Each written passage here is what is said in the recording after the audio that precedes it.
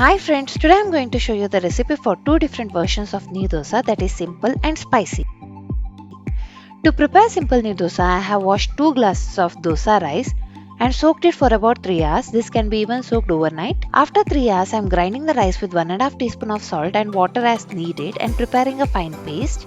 The batter needs to be of thin consistency, so I have added total of 3 glasses of water to bring it to this consistency. Now that the batter is ready, let's brush the hot tawa with the oil and pour the batter thinly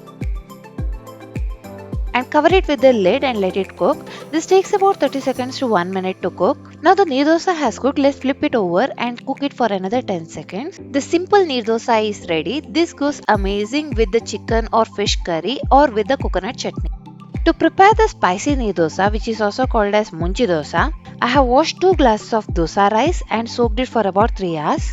After 3 hours, to the rice I am adding 3 badge red chilli, 1.5 teaspoon of salt, 2 tablespoons of coriander seeds, half cup of coconut and water as required and preparing a fine paste. The consistency has to be similar to neer dosa, so I have added 3 glasses of water here and then added 2 finely chopped onions. Now that the batter is ready, I have brushed the hot tawa with the oil and spread the batter thinly and covered it with the lid.